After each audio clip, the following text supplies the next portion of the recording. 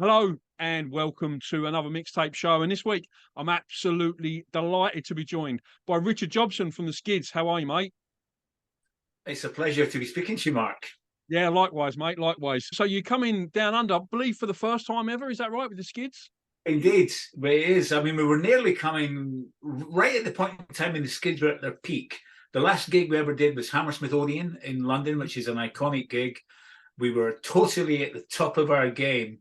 And then Stuart Adamson, my co-songwriter, decided to leave. So, we weren't one of those bands that faded. We just stopped right at the top. And we were all set to come to Australia, then North America, and we did neither. So, I'm ashamed to say I've never been. And when I was offered the opportunity, Mark, I got to say, even though we're doing it like an old-fashioned punk band, I think we're flying steerage. We arrive in Brisbane and we're playing the same night, Yeah, which is yeah. pretty old school. A lot of bands do that. I remember I saw an American band called Future Islands in Perth not long ago, and Perth was the first stop on their tour. And they'd literally arrived that afternoon, and they were flying over east like that night, like late night flight. Like it's the sort of the nature of the beast. I think when you tour Australia. Let me just rattle the tour dates off very quickly, Richard. So, like you say, May the 2nd, the Triffid in Brisbane. May the 3rd, the Manning Bar in Sydney. May the 4th, Max Watts in Melbourne. I think you got a couple of dates over in NZ after that, which I don't have written down. And then the 10th, the Gov in Adelaide, and then the 11th, the Rosemount Hotel in Perth. It's metropolistouring.com for tickets for those. I don't mean this in a bad way, Richard, but there's absolutely no chance whatsoever of me coming to your gig at the Rosemount.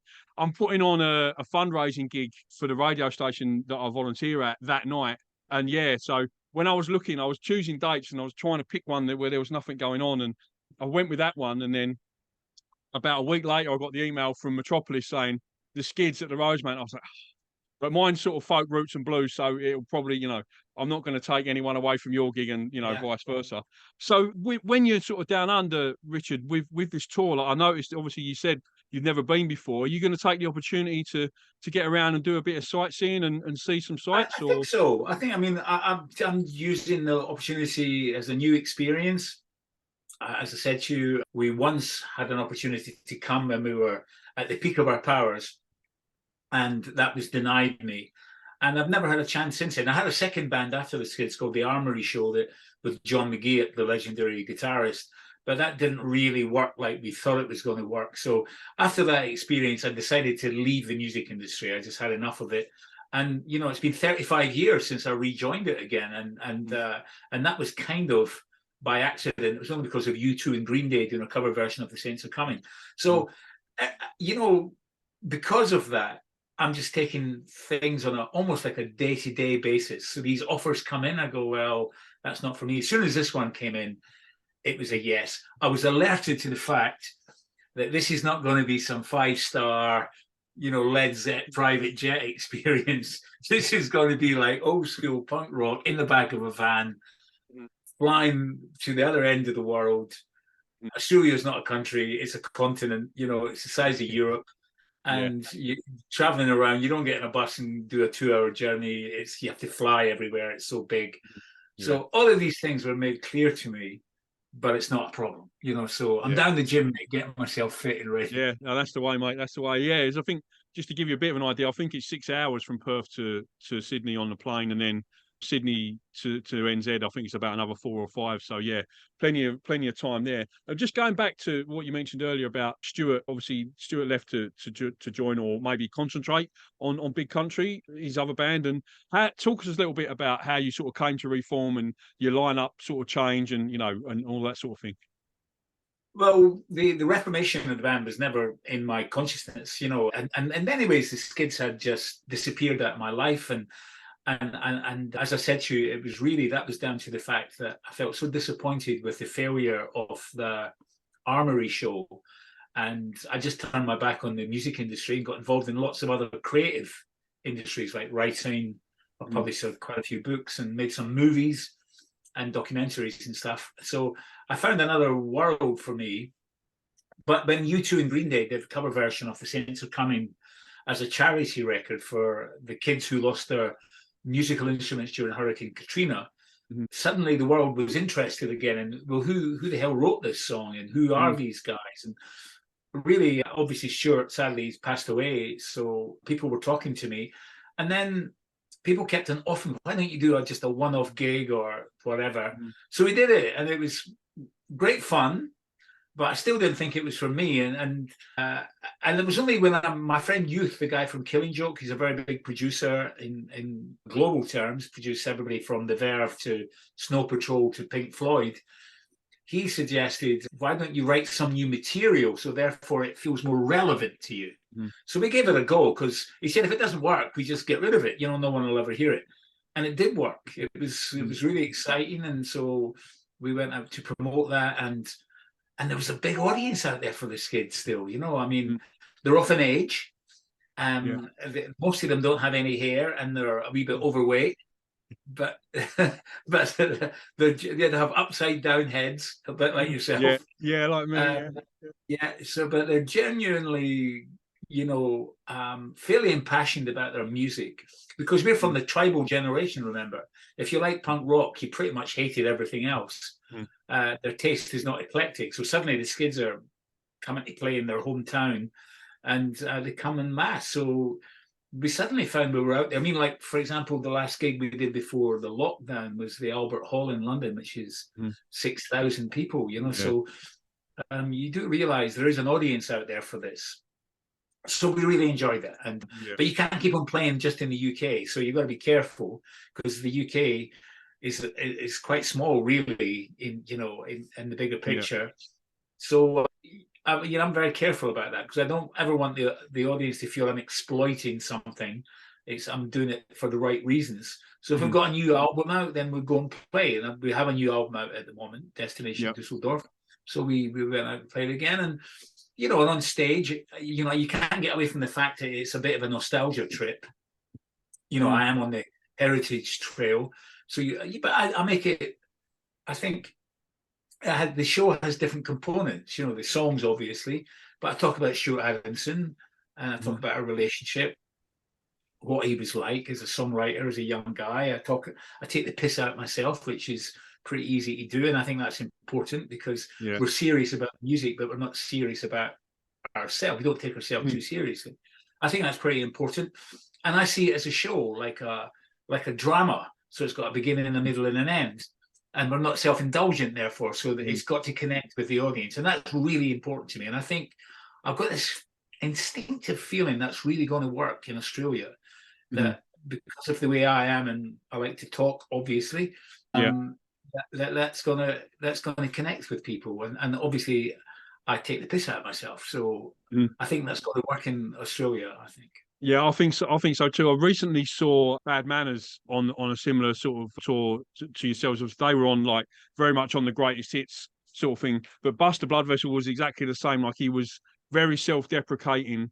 Do you know what I mean, on stage, and his stage presence was there. And like you say, similar sort of demographic in terms of fan. And I think I might have put something on social media when I was at the gig. Like, I mean, back in the day, everyone in the room was a skinhead, and they still are, but not by choice. These days, like, it was that sort of gig. Do you know what I mean? Like, we were all standing there, like, probably back in the day we were all skinheads, but not by choice.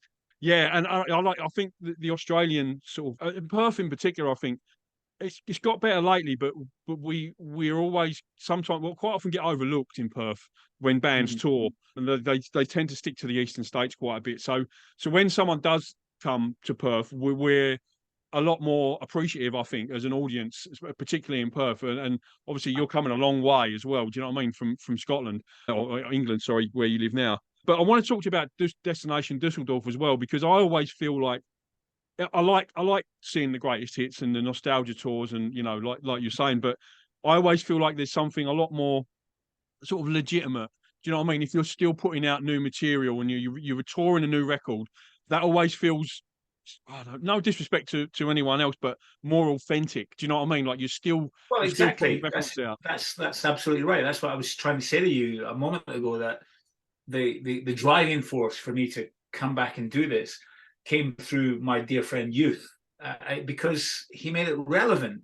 You said it doesn't matter, just make it relevant for yourself. You know, don't worry about people's response to the material. If you're proud of it and you're pleased with what you make, then that there you are, you're back in the game, at least for yourself. You don't worry about sales and chart positions and all that crap. Just think about you've done something that's creative, it's got a relevance, you're reflecting the world around you as you see it. So therefore you can go out and play the songs with your shoulders held proudly. It's not just nostalgia, you're chucking in a couple of new ones. Chucking in new ones is tough though, Mark, because an audience want to hear Into the Valley, Masquerade, Working for the Yankee Dollar, Saints Are Coming, and you suddenly go, this is called Destination Dusseldorf. They're going, what? And because if you remember, even when you were buying albums, if your fair say it was a Clash album, you got the first album and you've immersed yourself in it, and lo and behold, just as you've immersed yourself in that album and you're looking forward to seeing them play live, suddenly they release another album. And you're not ready for that other album yet because you've not really played out the first one. And that is a problem because, people, it almost happens too quickly. So I'm hoping that 40 odd years is enough time for people to give us a chance. I actually say to the audience, listen, I know you come to gigs and you want to hear the songs that that are part of your youth and they're iconic moments in your own journey. I get it, but it's important for us to try new stuff. So can we just do one new song? I asked the audience for permission. And they genuinely quite heartfelt about it. And the other night we did it, and the band completely messed it up. We were doing Destination Dusseldorf, and it lasted for 8 seconds. And I stopped and I said, "Well, that's the end of the new song. Back to the old stuff," because they messed it up so badly. But I use it in a reverse way. I kind of ask the audience if it's okay for us to do so. Come on, people aren't assholes. They want us to. They want us to be as happy as they are with this kind of. I speak to people. I go out. I always make a point of going out after a show and meeting people and talking to them and doing all the selfie thing and all that. But just listen to people's stories. Their stories are as interesting as mine in many cases. And so you get to hear how important it was when they were like 12 years old and they went and bought Into the Valley, and how it became this important part of their life. Because the first record you buy is always, that kind of iconic moment. I mean, there are some people I know whose first record they bought was Gary Glitter. So that's not so important. No, I think you gloss over that, I think, for sure. I think for me, it was, I'm not going to say it was the first one I bought because I got given it for Christmas, but it would have been Shaking Stevens or something like that, like in one of those early. I didn't buy it; it was given to me. So I'm out. You're lying. I'll give myself a free pass on that one. How do you find the music industry now, Richard? Like compared to when you first started out, like in terms of the digital age and Spotify and YouTube and stuff like that. Is Destination Dusseldorf and your recent albums, are they all on the streaming platforms or physical formats? We haven't done it yet, but we're going to have to. And it's it hurts a little bit that you put so much into this music and basically it's given away for free. So you just got to live with that. I mean, what we're lucky that we're of genre and generation that really likes vinyl still. So people want vinyl. So we make a big deal about it. Yes, absolutely. You're surrounded by it. And it's a big deal. And we also, people like colored vinyl or special limited edition vinyl. So we do all that stuff and that seems to work for us.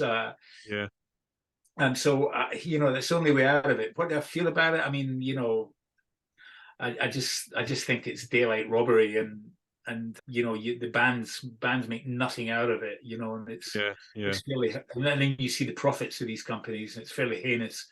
So I think we all share the same view on it, but what can you do? So you have to find alternative ways of making it work, and vinyl's the answer, really. I think vinyl's making a massive comeback. People are telling me cassettes are about to come back, which that is ridiculous. I went to a charity shop today, literally about 2 hours before I chatted to you, and I picked up Jose Feliciano cassette, a Best of Fleetwood Mac, and Rattle and Hum on VHS. I was well chuffed with that. I paid like $2 for the lot. It was sweet. Obviously, I don't just collect vinyl. I just, the analog and physical formats. I can't say no to. Yeah, I've got Well, albums to me, like looking behind you on that wall, when we were kids, we were all from working class backgrounds. This was our art. The sleeve was art, and yeah, that's why if you think about the sleeves of Scared to Dance and Days in Europa, Absolute Game, these were little artistic statements, on the sleeve. They were super cool sleeves.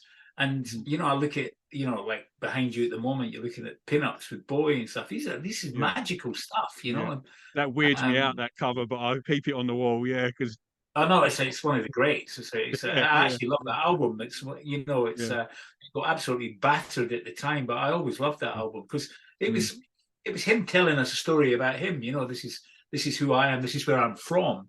The mm, music that he sings on that album is where Bowie's from, and that's his story. Because he's Bowie to me was always part vaudeville anyway. He had that kind of mm, vaudevillian old school English music hall thing about him mm. that there's a fantastic tradition of, and there's an element of that in him, the showman element. Absolutely, yeah, 100%, 100%, one off for sure. I don't think there's many mixtape interviews that I do where, not just because he's on the wall, like he doesn't come up in conversation. I think he's so influential, and Yeah, there's barely an artist out there that doesn't cite him as an influence. yeah. I mean, yeah, absolutely. It's when I think of like classic tracks. I mean, listen, one of my novels is called The Speed of Life, which is about two aliens who come to Earth to find David Bowie Yeah, because yeah, a satellite is falling on their planet and it's got elements of the earth like who we are and great literature, but the only thing that really connects with these two aliens is a track from changes by Bowie, and they go like, what yeah, the hell is this? They got a tingle factor, and they've never had it before yeah, because they yeah, don't understand creativity, so they come to yeah. earth, they find him to understand what human Right, okay. creativity is, There's which no is the better thing that example of that. Yeah. yeah. So he's a big part of my life, Bowie. And he's somebody I listen to constantly. Low, I think, Mm. is a masterpiece. I used to, I don't do it anymore, but I used to sell vinyl records at like record fairs, and it was like a bit of a side gig that I had. And I picked up a Bowie collection once from this lovely guy, and I put them up for sale. And I think I had more messages about Low than any of the other records. Like that was the one that everyone was after. Like, yeah, it was Yeah. unreal. I just got inundated. Yeah, absolutely. Okay, let's drop into the mixtape section of the chat, Richard. And I'm glad have you got your tracks in front of you? You ready to go? I have, yes, I have. Right, Yes, I've okay, had, and awesome. you'll be pleased to hear that Bowie features in I it. thought he might. Yeah, he normally does. So there's quite a few people Yeah. who've picked Bowie over the last sort of 20, 30 episodes. Okay, so when I make up a mixtape, Richard, obviously I want to go in and grab attention. Track one is always going to be a track that I want to have an impact. So what's your track one attention grabber, mate, that you went in It's with? got to be number one for me. It's got to be Complete Control by The Clash, and it's a song that I used to love watching them play live. I played with The Clash many, many times Mm, as a support band. Joe Strummer and Mick, I would regard as friends. mm, People, yeah, Joe sadly passed away, but people that I would spend time with, they meant a lot to me as a kid. If it wasn't for them, I don't think I'd ever have been in a band. And Complete Control is a song that we will be playing in our set when we come to Australia. awesome. I was going to ask you about, so you did sort of cover it off a little bit when you talked about what you're playing on the set, but I do normally ask touring bands like, what can we expect set list wise, hits, new material, but you kind of cover that off yourself anyway. But yeah, cover versions is always one I ask. And it's a bit of a trend in Australia, particularly. I've noticed bands come and it's a bit of a sort of showmanship sort of, win over the crowd. They come and they'll cover like an Australian artist, in their set as a bit of a sort of a Mm-hmm. crowd pleaser, I guess. I've seen that quite a lot. The Killers did a In Excess track, and Springsteen did an AC/DC track, which was incredible. Yeah, so there's a bit of a trend on that. So yeah, okay, fantastic choice as well. Brilliant. And track two, Richard, I asked you to pick a song that you sing when you're on your own, loud and proud in the car or the shower. What'd you go Yeah. with there, mate? So yeah, as a kid, my mother was a bit of a singer and sang in clubs and stuff. And her and my father were massive country and western fans, which Mm, was a kind of Scottish working class tradition. But their great hero was Johnny Cash. mm-hmm, And then I learned a lot about him from them. what a rebel he was. He was a punk, before Yeah, punk rock yeah, came along. absolutely, yeah. So Ring of Fire has always been one that's kind of it's almost tattooed on my heart, that song. And it's not just about Johnny Cash. It reminds me of nicer things from my own story. Yeah, no, it's a great track. That I think did June wrote quite a bit of that track, if I She remember did, she rightly. did, yeah. That's right, yeah. What's that lyric? The taste of love is sweet when hearts like our hearts meet. That's just perfect, romantic. 2 lines, brilliant. Don't want any more than that. Like that's an absolutely Well, I perfect. mean, their story is the Yeah. most. June and Johnny's story are the most beautiful love story in the history of music. I think it's just a magical thing. Yeah, no, fantastic choice. And just like knowing how you sing, I can already hear that in my head, like you singing it. Do you know what I mean? I can hear that very clearly. It's an easy one for me to imagine.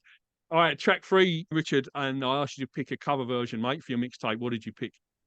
Yeah, so I'll put it in context for you. During the lockdown here in the UK, me and the other members of the band did a covers album, and it was a homage to a venue in Dunfermline called the Kinema Ballroom.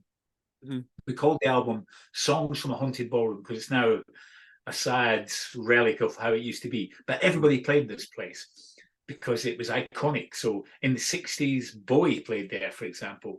Wow. But later on, we encouraged the Clash to play there, the Stranglers played there. So the bands of our era, we encouraged them to come to play in our hometown. And we were always the support band. When we played with the Clash there, we had to go on stage before the band came on because there just wasn't any time. But one of the songs I remember hearing in this place, amongst many other songs, and we covered it on our album, was Rock On by David Essex, which I think is one of the most underrated songs that I've ever heard, because it's a song of great quality, a great atmosphere. It's got really interesting lyrics. It's a magical performance. And the version that we did, the Skids, we tune it into the gangland world of where we came from. There's a lot of gangs, there's a lot of violence coming from all these mining communities where they would unleash all that kind of alpha male testosterone at the weekend in this particular venue. And one of the gangs from there was called the Abbey View Toy. They were a very famous gang called the AV Toy. And their cue to start fighting was always Rock On by David Essex, which is hilariously ironic because you see a fairly gentle homage to the 1950s, but in fact it became this kind of emblematic thing of atrocious violence. And so we did a version of it. I do a monologue in our version of it, talking about all the gangs. And I've been told David's heard it and really likes our version of it. So that's cool. That's good. That's good. Yeah, no, it's a great track. Funnily enough, you hear that quite a lot on the radio in Australia for some reason. It gets a lot of airplay on the classic rock shows. But yeah, David Essex, he wasn't really on my radar. And one night, would have been 25 years ago, I came across Stardust one night on TV. What an amazing movie. Yeah, brilliant. Absolutely loved it. And yeah, Keith Moon and some amazing cameos in it. And yeah, he was. And after that, I was like, a great film. He was a really good actor. I think he suffered from being too good looking, because he was such a handsome guy. He was put into that world of teeny boppers, and he was actually much more interesting than that. And I met him a few times when I was younger, and he was a really cool dude. He was from Essex, believe it or not, David Essex from Essex. Yeah, and he had a bit of that kind of traveller background in him, So he used to do the showgrounds and all that kind of thing. So when he did Stardust, it made perfect sense, And but I just love that song. But as I say, for me, for most people, it means a kind of a nostalgic look back into the history of music. But actually, for me, because of where we came from, it means something really quite opposite to that. It's like about a kind of violent alpha male stupidity, that was the key, the catalyst for the violence, which you would never expect with Rock On by Dave. But as I say, if you get a chance, have a listen to the Skids version of it. It's okay, I think. Yeah, so what I do, Richard, when this goes out on the radio, I drop the tracks in between the chat. So it gives it a lot more context of what we're talking about. You can listen to the track straight away, which is a much better sort of, for me, listening experience. But because obviously the music's licensed content on the podcast, I can't put the tracks into the audio. So what I do is I make up a separate Spotify playlist with the tracks if they're available on Spotify, and then I'll link that in the description so people can drop out and listen to the tracks Yeah, sort of as we're talking. great, So perfect. that's what I do with those. And track 4, Richard, a song you wish you could play to your 18-year-old self. What did you pick there, mate? Well, this is David Bowie comes into the story. It would be "Where Are We Now," which is one of the most beautiful songs he ever wrote just before he Mm, died, and it's about his life in Berlin and about all of the people who have faded away, who have disappeared, mm, and it's just the most beautiful homage to the city, to his life then, and to all of his friends who have departed. But for me, the reason I've chosen it is because I lived in that city when I was that mm, age, and yeah. I was living in an area called Kreuzberg, and I lived there with my girlfriend, and I've just written a book about it called the Kreuzberg Sonata, Mm, and she sadly killed herself, and mm, so if that song, I don't know if I'd heard that song then, maybe I would have departed that city because it's just mm, such, it just wraps itself in kind of such tragedy for me, mm, and the song's about ghosts, and of course that's how I feel about the sure. place. So Yeah, uh, yeah, it's almost like a song that was written about my time when I was there. It's kind yeah, of weird, and yeah, I really yeah, love it. I mean, I've been there many times since, and I sometimes walk around the city listening to it on a loop, just again and yeah, again and again. It's a yeah, magical thing, quite haunting for me. So yeah. it's I kind can of imagine. ironic. I would love to have heard that when I was a kid because it might have rang the alarm bells for me. Yeah, yeah, sure. And it's sort of, I've sort of watched other interviews with you where you talk about like you were quite young when you were sort of in that sort of punk scene in that sort of era. How old were you? Were you living in Berlin, Richard? And what sort of bands were you into like at that time? I was 18, so I was so young. I mean, I joined the Skids when I was just about to become 16. I mean, I was actually Mm, 15 when I joined the yeah. band. Right. So Okay. I Yeah. was still at school. Just so you know, when I went on tour with the Stranglers, in Scottish law, I wasn't legally allowed to be a professional performer at that age. So they said I was going to have to take a school teacher on tour with me to do, to do the tour so I Mm. could continue with my education. And I was like, well, I'm in a punk band. I ain't taking a school teacher on the road with me. So, Absolutely not. um, so the Stranglers manager, Ian Grant, said, well, why don't we get Hugh to be, because Hugh used to be a history Yeah. teacher. Yeah. So he put himself down in the form to teach me English, history, and geography, believe it or not. That's So brilliant. I had to go to Hugh's room every evening after the gig to be taught history, English, and Yeah. Right. geography. Oh, yeah. Of course you Yeah, have. exactly. Yeah. Yeah. I learned many things, but none of that, that's for sure. No, Yeah, definitely not. yeah. I went to That's the yeah. So it was. So I was really a kid, and so the music I was listening to. Well, I was still listening to a lot of British bands, So listening to the Banshees were always because I was a big friend mm, with Steve Severin. There was new bands appearing like Joy Division, who I was a massive, massive mm, fan of, and um, yeah, I mean, I kind of like that dark thing that came out of mm, the UK. I mean, the music that defined me before punk rock was Lou Reed, MC5, Iggy Pop, mm, definitely. My great hero. Him and Alex Harvey were my great heroes. mm. So as frontmen. So I mean, I think probably a lot of the darker. There was a new movement of music happening in Berlin at that time, which I didn't like, which was kind of industrial metallic Mm. music.